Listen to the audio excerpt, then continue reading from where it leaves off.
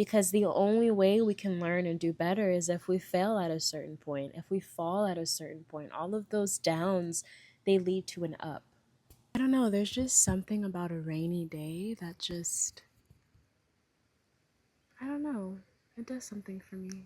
Wow, it has been so long since I have spoken on my page. So much progression, so much time, so many lessons, so much love, heartbreak, discovery, all of the above that has taken place over the years.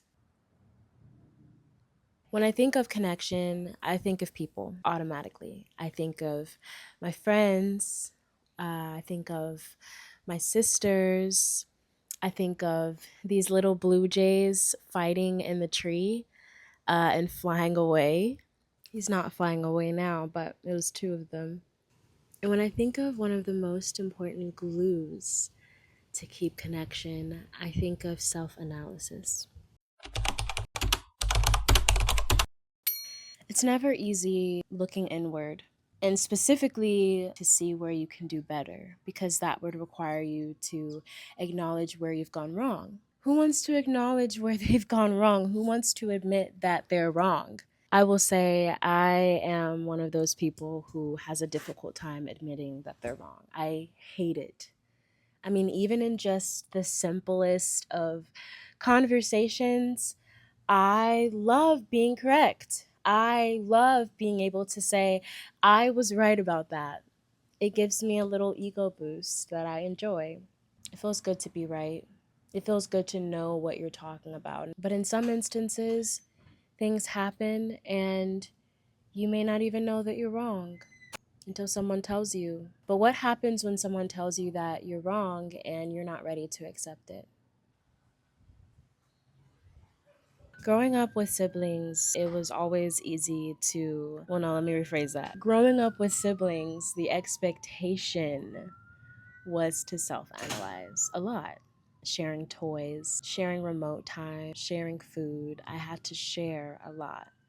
And so I think inherently, when you're someone that grows up with siblings and you guys are close and you're kind of like taught to respect each other and listen to each other and say sorry and apologize and all of those things, some aspects of self actualization is a lot easier because you've had to do it for so long. Self actualization is realizing the faults and the positive aspects of yourself. What that means isn't just saying things that I'm good at or bad at or things that I need to do better about.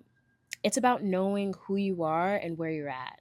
And the way that you know that is in every situation, whatever feeling is drawn out of you, you're able to sit back, analyze the situation, analyze how you're feeling, analyze why you're feeling that way. And you start to learn a bit more about what your triggers are, what things make you happy, what things make you sad, what things make you angry, and why. And when you know those things, you can step away from them more. You can respond better to them.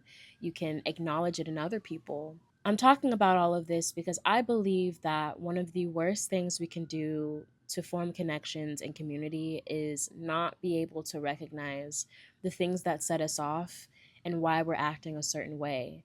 Because the moment that we lash out in a situation, it involves somebody else now. So they get to decide if they want to stay or leave.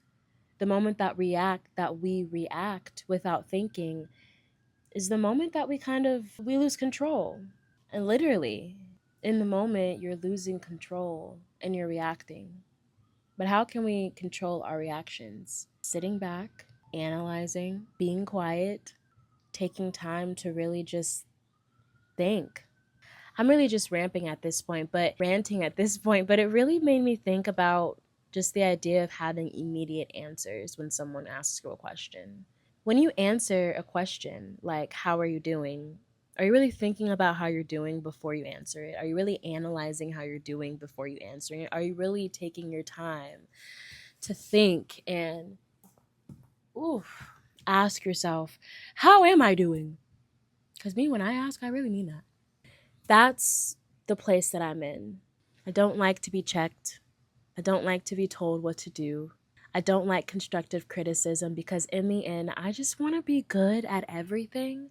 And I just want to be right about everything because maybe then I can trust myself a bit more. Maybe then I can have full confidence in myself a bit more.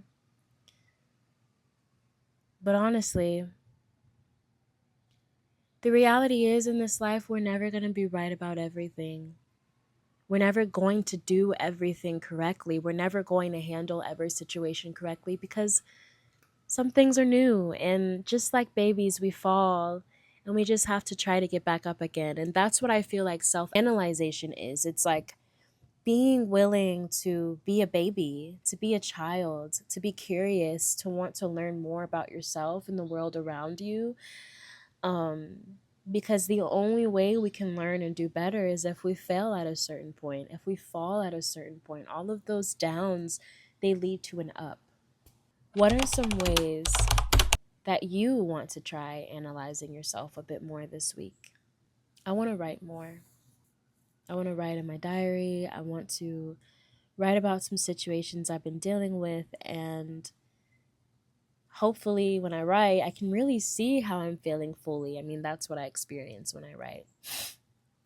I want to sit outside a bit more and look at the trees, sit in silence because silence allows you to be alone with your thoughts. This bug keeps trying to be alone with me, and I don't want it to be. Get away. Maybe you want to cry. Maybe you want to pray. Maybe you want to walk. What does self analyzation mean for you? And what do you do to take that time to do so? It's a beautiful day. I'm going to go live mine. I hope that you have a good day, and I hope to talk to you next time. Peace.